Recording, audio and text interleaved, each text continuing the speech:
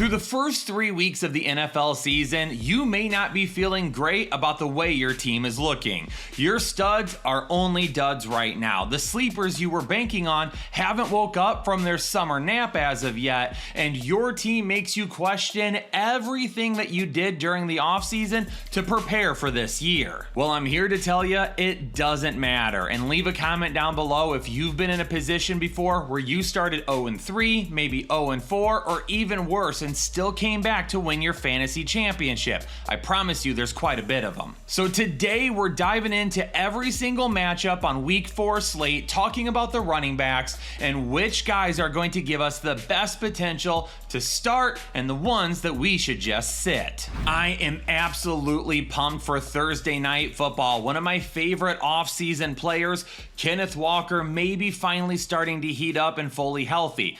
Keep our fingers crossed. Trey Benson, a guy that all offseason long I pushed as a potential breakout candidate. If anything happened to James Conner, we'll get an opportunity to now take over the backfield. And right now, the Arizona Cardinals are allowing the 8th most fantasy points to opposing running backs. And yeah, Walker wasn't great last week. Those 2 touchdowns really salvaged not nearly enough rushing yards. And Walker still only played 53% of the snaps last week, even without Zach Charbonnet. Is it because he's not 100% healthy, or is it just because of what the score was in their game? I'm looking for touchdowns again this week. Even if he doesn't give us nearly enough yards, I'm still going to put him in our lineup for Thursday Night Football because the touchdown potential is way too good in this matchup. And on the other side of the ball, Seattle is allowing the 10th most fantasy points to opposing running backs. And now we get a look at a full workload for Trey Benson. This offseason, I did a couple of different videos where I highlighted how good Trey Benson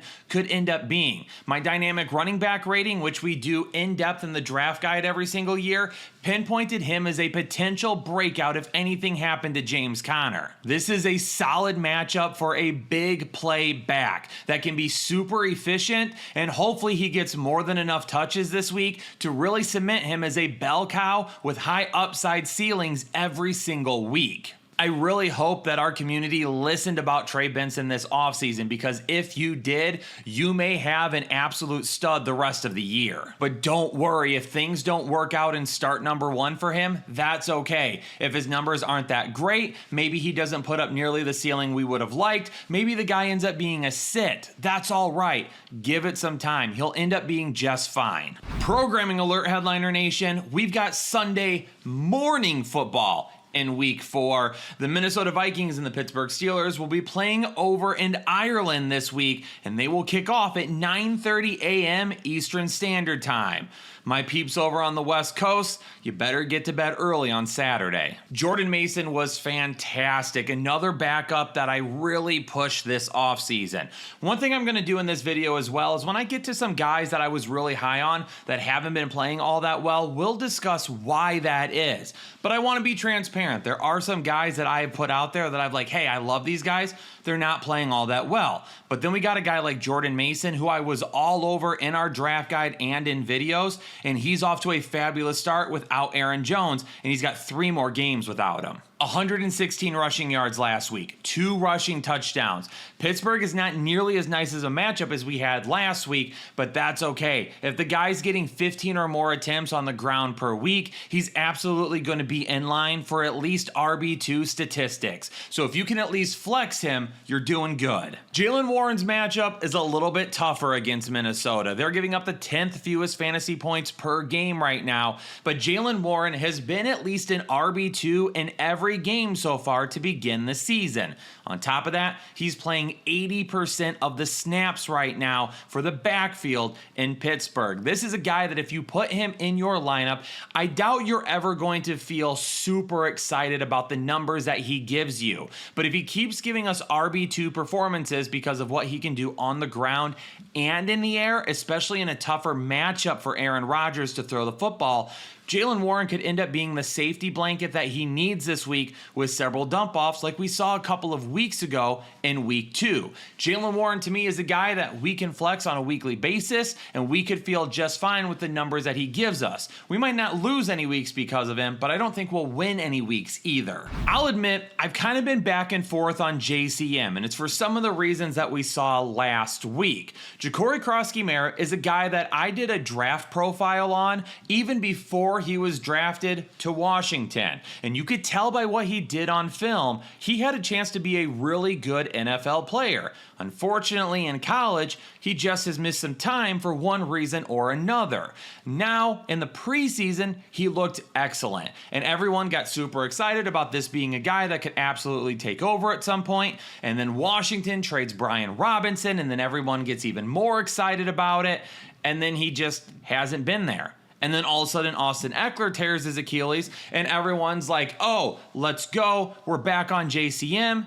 And then he lets us down again. And going up against Atlanta, who's currently allowing the 6th fewest fantasy points per game to opposing running backs, I want to go ahead and just sit JCM. Last week, JCM only played 40% of the snaps. Chris Rodriguez was right behind him at 38%. When the season started, I talked about Chris Rodriguez, and he had some underlying numbers that showed that he could be very good potentially. But then he was a healthy scratch in week 1.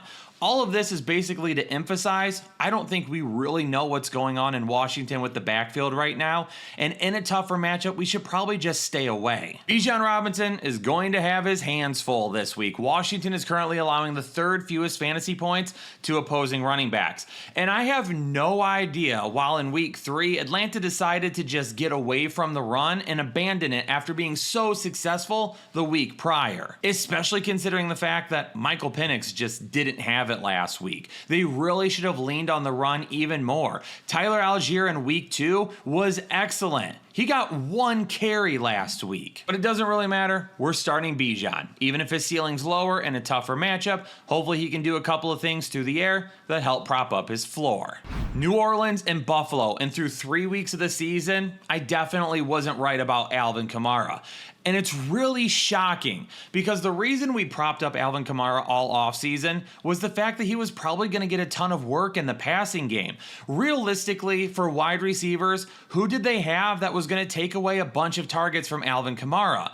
Chris Olave has been fairly good so far, and I'll talk about him in the wide receiver video. But outside of that, Rashid Shaheed is hit or miss. Brandon Cooks isn't what he used to be. Juwan Johnson is really the only pass catcher that you look at right now and expect really solid numbers every single week. Maybe it's the breakout for Juwan Johnson that's affecting Alvin Kamara, but his fantasy value is tanking right now, and I am seriously worried. So far to begin the season, he's had 2, 6, and 2 targets. That's not nearly enough. For him to have the fantasy value as an RB2, he's got to be getting at least 6 targets a game. And while he was good on the ground in week 2, he was back to being underwhelming in week 3 on the ground, which is not shocking given his numbers over the last couple of years. He is only going to be a fringe start as of right now. Unless he starts seeing 6 targets per game, he could become fantasy irrelevant a lot sooner than what we would all like. I really wish that James Cook would have gotten a contract done with Buffalo way before fantasy draft started, because the only reason that we weren't really into James Cook was because we had no idea what was going to happen with his contract, and he was basically holding out at that point in time. Now, once he signed his contract, we were like, okay, we can get on board at this point. Will there be some touchdown regression? Absolutely, but he's a guy that you could draft as your RB2 and feel really good about. How about RB2 numbers overall? And New Orleans right now is allowing the 7th most fantasy points per game to opposing running backs.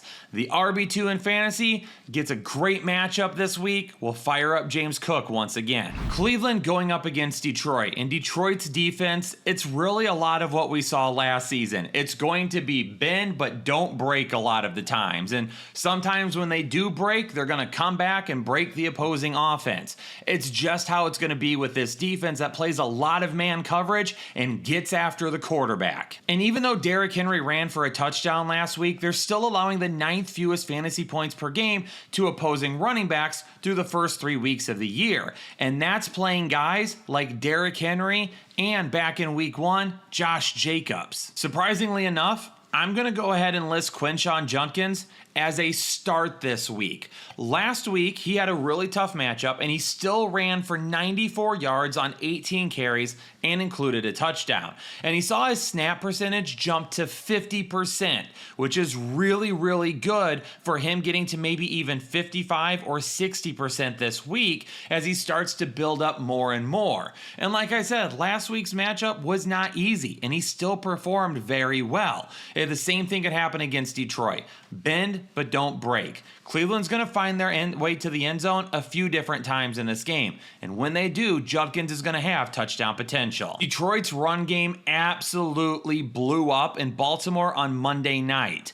But now they go face probably one of the best run defenses we've seen this year so far with the Cleveland Browns, who are currently allowing the 2nd fewest fantasy points per game to opposing running backs. Jahmyr Gibbs wasn't great on the ground on Monday night, but he still had a couple of touchdowns, and he did see some work in the passing game per usual. David Montgomery was fantastic on the ground with a couple of huge runs and also added a couple of touchdowns himself. Here's what it comes down to with the Detroit Lions this week. Fantasy points are not going to be nearly as high as what you would like. Jahmyr Gibbs is going to have to do some work in the passing game, and normally he does. That's why I'm still going to list him as a start and not a fringe start. And let's be honest, it doesn't matter who Gibbs is playing, you're going to be starting him regardless. David Montgomery will be a fringe start, however, because Detroit's offense is going to need to get the ball in the red zone. And once they do, hopefully David Montgomery can find it at least once. Chuba Hubbard was not great last week, and some of it may have been due to the score, so he took a little bit of a back seat. We need closer games for the Carolina Panthers. The more opportunities that they have to stay closer in game situations, the more likely Chuba Hubbard is to get more volume on the ground. He's probably one of my lower end starts this week, and he might be a little bit closer to being a fringe start, but based on the volume and how much he's on the field, he's still a guy that we have to play. I mean, after 2 fumbles by Ramondre Stevenson and another by Antonio Gibson, you would think that it's going to be TreVeyon Henderson week, and maybe it is, maybe it isn't. That's why I can only list him as a fringe start as of right now, because I'm not entirely sure why his usage hasn't been better. Did I think Ramondre Stevenson was going to cap him a little bit? Absolutely. I thought he was going to hurt TreVeyon Henderson's upside. But with as good as Henderson looked in the preseason and as good as he looked in training camp, I am beyond shocked that he doesn't have at least some sort of a role in the passing game larger than what we've seen so far. TreVeyon Henderson is a guy that you could potentially flex in your lineup this week if you don't have a lot of options that you trust more than what the upside is that he could bring. Omarion Hampton has the opportunity to have a huge week going up against the New York Giants with the backfield to himself for the first time this year. And right now the Giants are allowing the 4th most fantasy points to opposing running backs. Najee Harris unfortunately tore his Achilles. He's going to be done for the year. Omarion Hampton, we thought we were going to have to wait a year for the volume because Najee Harris was going to split some time. But unfortunately for Najee Harris, and fortunately for fantasy owners, that opportunity is coming now. 70 yards and a touchdown on the ground, but he also added 6 receptions for 59 receiving yards as well. And if that's the type of work that he's going to have every single week, Omarion Hampton is going to be a potential top 12 running back every single week moving forward. This analysis was tough for me. This may be one of the toughest start and sit decisions that I've had to make so far this year. Cam Skattebo on paper, when you look at last week, feels like he is a guy that you're putting in your lineup. And if you own Cam Skattebo, you're probably a fan of him and you want him in your lineup and you've been waiting for him to take over the backfield. And if that's what your gut tells you and you're that excited for it, then you should start Cam Skattebo no matter what. I have some questions and I have some apprehensions, and I went back and forth on his status more times than any other running back probably so far this season. Jackson Dart is going to be starting against the Los Angeles Chargers this week. There is a potential here that things may not go nearly as well as you would like if you're a Giants fan. I'm a big Jackson Dart believer, and I am hoping his first start is fantastic. And I am hoping that he absolutely balls out for the Giants and Giants fans, and he is a guy that's looked at as a Rookie of the Year candidate by the time the season is over with. This isn't the best matchup on paper, though. Going up against the Chargers, they've allowed the 5th fewest fantasy points to opposing running backs so far. Last week, J.K. Dobbins was solid against the LA Chargers. But I'm wondering if that offense was a little bit different and they had to plan differently for them. Ashton Jeanty did nothing against this defense in week 2. In week 1, the Kansas City running backs also did nothing against this defense. The Chargers defense has been very good over the course of the first 3 weeks of the season. And now we're getting Jackson Dart. Is he going to give Cam Skattebo the type of targets that he saw with Russell Wilson last week? If he gets 10 to 15 carries this week, are they good, solid carries? Or does the defense crash on the run? And do they try to create chaos up front for Jackson Dart? There's a lot of issues I have with this matchup. And there's a lot of concerns about Jackson Dart as the starting quarterback. And maybe he absolutely slings the ball. He's just fine. Neighbors and Wan'Dale Robinson are solid. And then we're good to go. But again, the Chargers defense, they're only allowing the 7th fewest fantasy points to opposing wide receivers right now. So with all that being said, Cam Skattebo will be a fringe start for me. My research, my head, the way this game flow is going to go, I feel like I don't love Cam Skattebo this week. I don't. But if you do, and you think he's going to be really solid, and you've been waiting for him on your fantasy team, then start him. You go with your gut over Cam Skattebo. And I'll go with my gut. And next week we'll come together, we'll go through the analysis as always, and we'll discuss how good Cam Skattebo was and what it means for his future with the Giants moving forward.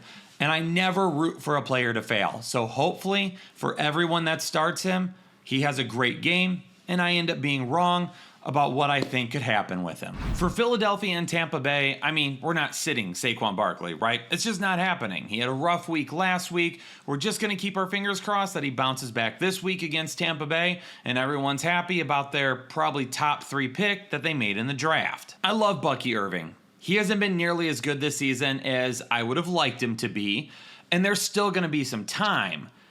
But unfortunately, it really isn't his fault. As of right now, Tampa Bay is missing 3 of their starting offensive linemen, one of which is now gone for the year. So when you're looking at it from that perspective, that's not great for Bucky Irving.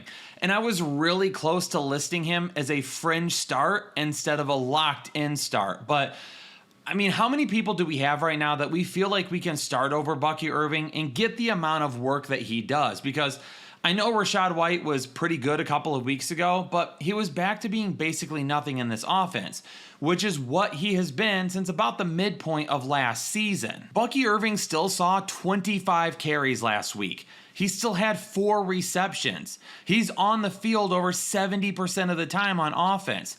He's the guy for Tampa Bay. I know Rachaad White stole a goal line touchdown a couple of weeks ago, but that was more because Bucky Irving had a couple of huge plays in the passing game and needed a quick break. He's still getting all of the volume that we thought he would at the beginning of the season, but unfortunately with the offensive line injuries, he just hasn't been as good as we would have liked.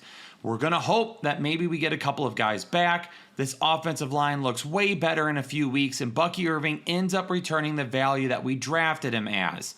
As of right now, there are going to be some concerns about his upside. And if you feel like you have somebody with better upside because you play maybe in a smaller league or you're loaded at the running back position, maybe you do find somebody that you would rather start. Tennessee's got a great matchup on the ground going against Houston this week that's currently allowing the 9th most fantasy points to opposing running backs.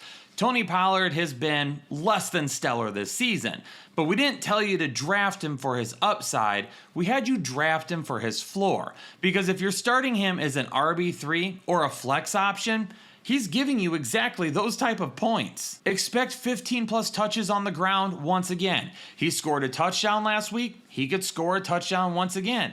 And I know Cam Ward hasn't been great for fantasy, but he hasn't been awful in real life as a rookie quarterback. So hopefully they can move the ball a little bit this week, get in the red zone, Tony Pollard can find a touchdown, and we'll lock in low-end RB2 status. Tennessee allows the third most fantasy points per game to opposing running backs, so this should be an easy start.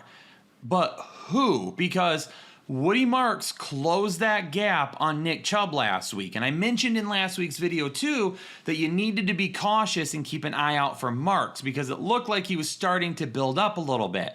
And that ended up happening. Nick Chubb led the backfield still, but Marks got way more time than he did the week before. Their touches this past week, 9 for Nick Chubb, 6 for Woody Marks. Nick Chubb ran for 4.2 yards a carry. Marks ran for 4.5 yards per carry. When you take a look at the passing game, Marks only had 2 targets. Nick Chubb had 4. So is it Woody Marks' backfield? No. Is it Nick Chubb's backfield? Kind of, but it's not the type of volume that's going to get us super excited. So realistically, I have to list Woody Marks as a fringe start because he's right there with Nick Chubb. And in such a good matchup, there's a potential for Woody Marks to break off a huge run. And if he does, it can make him fantasy viable. For Nick Chubb, he could find the end zone. And if he does, it's going to make him fantasy viable. Part of me doesn't even want to deal with the headache. So if you own either of them, maybe you should just find a safer option that you don't feel nearly as confused about as I do when it comes to these guys right now. Indianapolis and the LA Rams are going to bring a matchup of the #1 defense in allowing fantasy points to the running back position against the RB1. But you're starting Jonathan Taylor, right? It doesn't matter how tough the matchup is. You're going with JT. Is he going to find the end zone 3 times again? Probably not. But you're also not going to sit him. So it doesn't matter what his ceiling or what his floor is going up against a team that has allowed the fewest fantasy points to opposing running backs. You're going to put him in your lineup and you're going to cross your fingers that he finds the end zone and maybe a couple of big runs. Shout out to Kyren Williams. Really tough matchup last week, but if you started him, you got a receiving touchdown and he still gave you 94 yards on the ground. And his matchup this week against Indianapolis isn't as difficult. So hopefully Kyren Williams can give you a little bit of a better ceiling than what we saw last week. I would love to see him get into the end zone, but on the ground. Keep an eye on Blake Corum, though. He's averaging over 6 yards per carry, and the few touches that he's getting, he looks super solid. Is it a huge issue right now? No, I'm not overly concerned about it. Kyren Williams will still be the guy. Blake Corum's going to get touches here or there, but it is going to be something that we want to probably continue to monitor. For Jacksonville and San Francisco, Travis Etienne is definitely helped out by the fact that Bosa's not going to be in this matchup. He's done for the season after tearing his ACL. But Travis Etienne has seen kind of a downward trend since week 1 when he had a huge week and clearly looked like the RB1 on the team. Now, San Francisco is allowing the 7th fewest fantasy points per game to opposing running backs, and we'll see what happens with Bosa being out. But since week 1, when Travis Etienne was the RB6, he's been the RB12 and the RB18 since then. Awful? No, but again, a downward trend. Just like his yards per carry. It was 8.9 in week 1, dropped to 5.1, and then down to 3.5. So I don't feel like Travis Etienne is just the lock that everybody thinks he is. And I don't think he's done anything to lose his job as the starter right now. But you gotta believe that Tuiton is trying to steal a large chunk of what Travis Etienne is doing. And if this offense continues to sputter, I don't know how much longer the coaching staff will keep their guy off the field that they spent a draft pick on. Jacksonville is allowing the 4th fewest fantasy points to opposing running backs, but it doesn't matter. It's Christian McCaffrey. He's had a super solid floor all year long. And if Juwan Jennings doesn't play again this week, he's going to see a ton of targets once again as well. Baltimore gets themselves another heavyweight fight. So far this season, they've had to go up against Buffalo. They got Detroit this past week, and now they're going to head to Kansas City. And Derrick Henry, we would really appreciate it if you cleared up the fumbles. Now, am I super concerned about the fumbles? No. I know he's got 3, and he's had 1 in each game so far. 2 of them really potentially cost their team. But when you take a look at Derrick Henry as a whole, I mean, he's still fantasy viable. He's still putting up solid numbers. The last couple of weeks hasn't been great, but we know that that upside is there with Derrick Henry every single time. And there's no way the Ravens are going to give up on him. So you're still going to be playing him. There's no way I'm starting a Kansas City running back anytime soon. I just can't do it. It doesn't matter if Pacheco or Hunt ran for 200 yards and 4 touchdowns this week. More than likely, there's still going to be a sit again next week. They had a great matchup last week going up against the New York Jets. The numbers we got, 45 yards on 10 carries for Pacheco. The numbers we got for Kareem Hunt, 34 yards on 10 carries and a touchdown. The snaps last week, Pacheco was at 56%, Hunt was at 44%. After last night's game, Kansas City, I mean, they've got a great matchup. Baltimore is currently allowing the most fantasy points on the ground. But a lot of that has to do with getting absolutely shredded by David Montgomery and Jahmyr Gibbs, the best running back tandem in all of football. One of these guys may end up scoring a touchdown, but they'll do it on my bench. If this was a tougher matchup, DeAndre Swift would have been an easy sit for me. Last week he saw a snap percentage drop back down to 61%. And maybe that had to do with the score or the game flow. Maybe it's just the fact that Menengai is going to start getting more looks. He was up to 29%. I mean, I could see Swift continuing this trend for a few weeks where he's basically floating above water, keeping his job for the time being, and we slowly start to see his snaps go down little by little, but he's going to have to get better. He's been the RB27, the RB24, and the RB27 so far this season, and he's presenting basically no upside. All right, Ashton Jeanty, this is it, my man. You're going up against a team that is allowing the 6th most fantasy points to opposing running backs. It's a great matchup. It's not completely your fault. Are you getting the type of blocks that you should up front? No. But I also did a film review a couple of weeks ago about you, and your vision is not great at the line of scrimmage right now either. So it can really go both ways. Ashton Jeanty just hasn't really caught up to the speed of the NFL game, and his offensive line isn't really that good. Going up against Chicago, he needs to have a good day. If he can't do it this week, owners are probably going to start bailing and bailing fast. For those of you worried about Josh Jacobs, just keep in mind that he started 2024 extremely slow as well. Josh Jacobs last season was only the RB26 throughout the first 3 weeks of the year. This season, he's the RB17. We have already made progress. And look at where he finished last year. Hopefully, it's just another slow start, and we see him back inside the top 12 very soon, and I will keep putting him in my lineup until I see that happen. Javonte Williams is becoming a must start. Going up against Green Bay, allowing the 8th fewest fantasy points per game, this would be one of those where it's kind of a fringe start, but even though there was a negative game script for Dallas last week, he still had 76 yards on 10 carries, and he also added another 5 receptions. He's being used like a workhorse running back. He's getting a decent amount of carries on the ground, he's getting a decent amount of yards on the ground, and he's helping out through the air as well. So even though it is a tougher matchup and maybe his ceiling is lower, you can't sit him because of the usage. Breece Hall, you better do something this week, man, because owners are losing faith, and they're losing faith fast. You had a huge week 1 and everybody was back on board, and then you said, I'm just kidding. Felt like I was on a show of impractical jokers. Hey, go ahead and be an RB1 the first week of the season, but then trick everybody by being crap the rest of the way. Miami allows the 5th most fantasy points per game to opposing running backs. In week 1 against James Cook, 108 yards on 19 carries and a touchdown. Ramondre Stevenson in week 2, 54 yards on 11 carries, added 88 yards on 5 receptions. Last week against Jonathan Taylor, 71 yards on 18 carries. He was still slightly ahead of Braylon Allen last week, even though we saw those numbers creep closer together. He was at 38 snaps, while Braylon Allen was at 23. Are we going to see more of a timeshare coming up? It is quite possible, and I believe the Jets coaching staff probably feels the same way we do. Step up, Breece Hall, or start losing time. In a full PPR and a half PPR league, De'Von Achane is killing it. He has 2 top 10 finishes and an RB16 finish to begin the season. You're going to keep sitting him out there regardless of the matchup because he's getting the looks through the air right now, which is continuing to give him a really safe floor. And I am really interested in watching this battle in the AFC East between De'Von Achane and Breece Hall. And that's why it's going to be my underdog must-watch matchup at the running back position for Week 4. And I don't know what tickets Jake has fired up for underdog yet this week, but I can bet that it's something super juicy. And you'll hear all about the plays in Discord and on Friday when his video drops. But the only way that you can play along with us is by getting signed up over on Underdog. And you can download the app right now, use code HEADLINERS when you create a free account, and make at least a $10 deposit.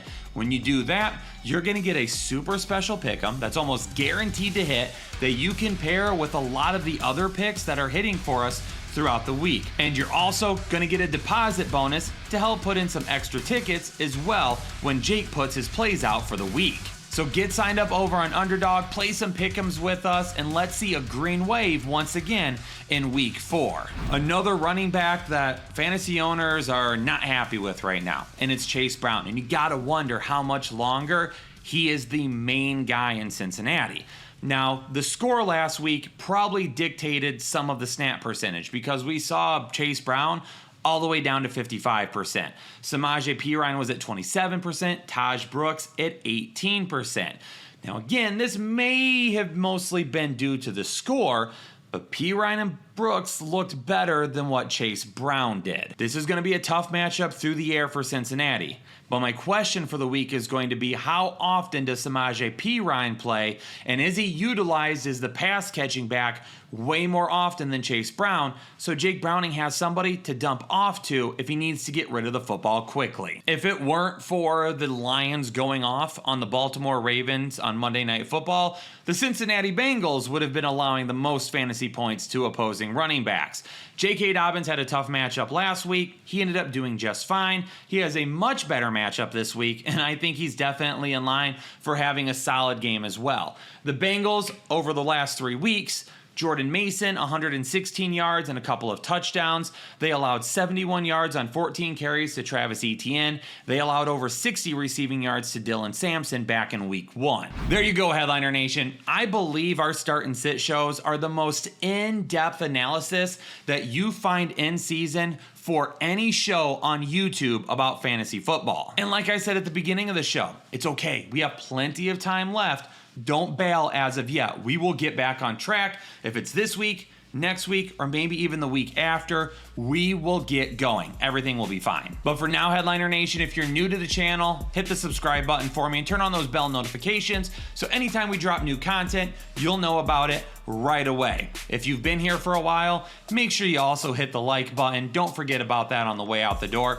Consider becoming a member down below. Join us over on Discord, a great community that is loving football right now. But I'll see you all in the next episode. Stay safe, stay healthy, and you'll see quarterbacks, tight ends, and wide receivers coming up after this.